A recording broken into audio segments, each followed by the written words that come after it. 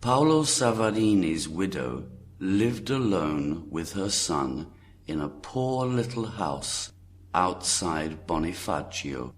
The town, built on a mountain, looked across the sea towards the southern coast of Sardinia.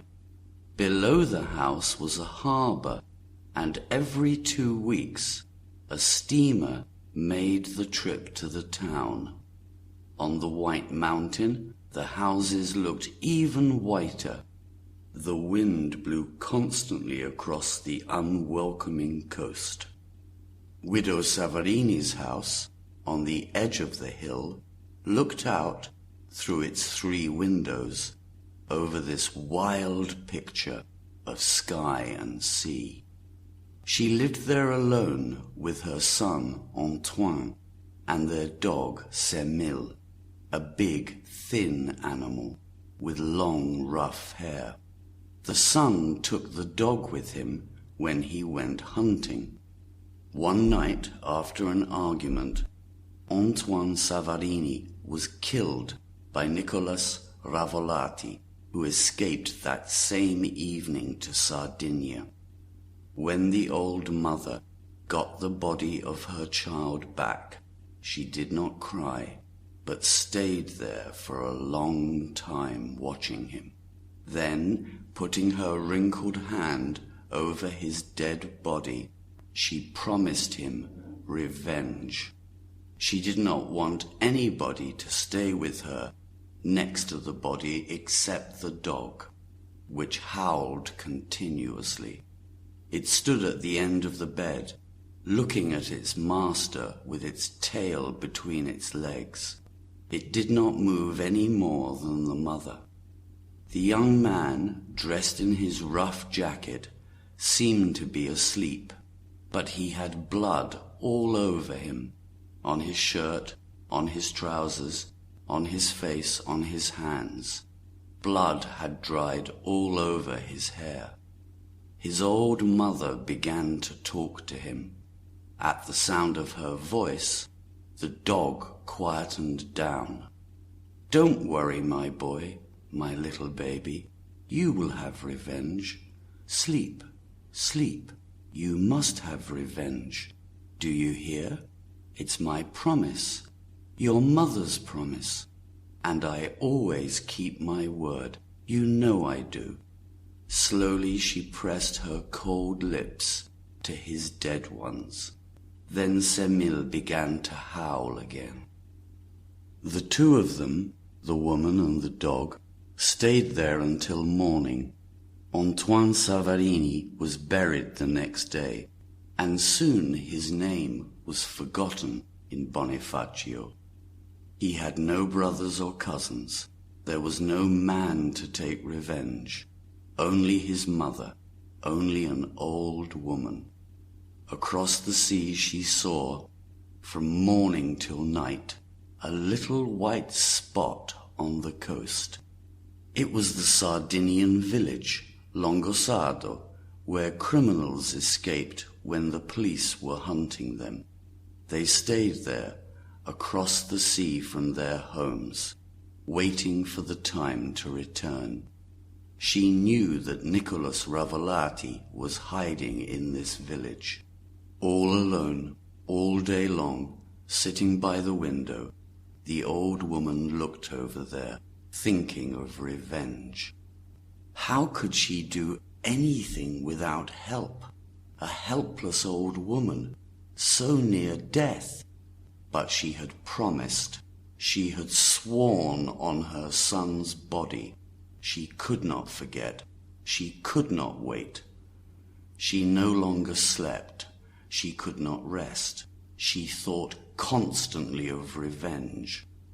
The dog, sleeping at her feet, would sometimes lift its head and howl, like it was calling the dead man. One night, as Semil began to howl, the mother suddenly had an idea, a cruel idea. She thought it over until morning. Then, getting up at daybreak, she tried to get the strength she needed for her son's revenge. Outside she had an old barrel for rainwater. She turned it over and put stones around it so that it did not move. Then she chained Semil to it and went into the house. She walked without stopping now, her eyes always fixed on the faraway coast of Sardinia. He was over there, the murderer. All day and all night the dog howled. In the morning the old woman brought it some water, but nothing else. Another day went by. Semil, exhausted, was sleeping. The following day the dog's eyes were shining, and it was pulling wildly at its chain. All day the old woman gave it nothing to eat again. The animal was furious. Another night went by. Then at daybreak, Mother Savarini asked a neighbor for some straw. She took some old clothes and filled them with the straw, so they looked like a human body. She put the figure near Semil's barrel, so the clothes seemed to stand up. Then she made a head out of some more old clothes. The dog, surprised, was watching this straw man, and was quiet but starving. Then the old woman went to the shop and bought some meat. When she got home, she started a fire near the barrel and cooked the meat. Semil was jumping about madly, its eyes on the food.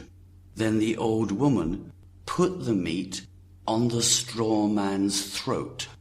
She tied it very tight around the neck, and when she had finished, she unchained the dog.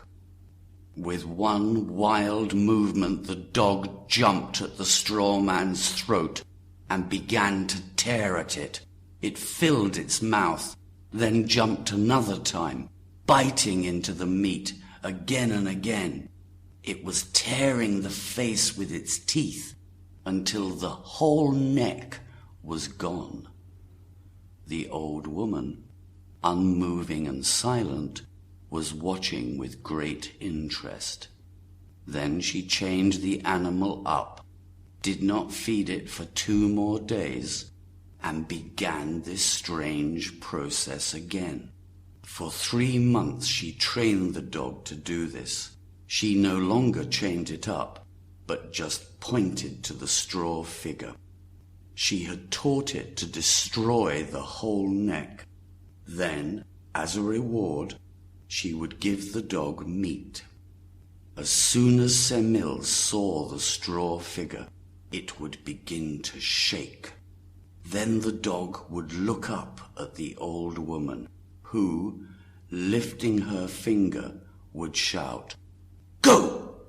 in a loud voice. When she thought the right time had come, the widow put on men's clothes and, looking like a beggar, persuaded a fisherman to carry her and her dog across the sea. In a bag she had a large piece of meat. Semil had had nothing to eat for 2 days. The old woman kept letting the dog smell the food. They got to the village of Longosado. She went to a baker's shop and asked for Nicholas Ravolati. He was working as a carpenter. The old woman saw him at the back of his workshop. She opened the door and called, "Hello, Nicholas." He turned around. Then, letting Semil go, she shouted, "Go, go, eat him up, eat him up." The maddened animal jumped for his throat. The man pushed out his arms, grabbed the dog, and fell to the ground. For a few seconds he moved, kicking the floor with his feet. Then he stopped moving, while Semil bit hard into his throat. Two neighbors sitting in front of their door remembered an old beggar with a thin black dog, which was eating something that the beggar was giving it. By evening, the old woman was at home again. She slept well that night.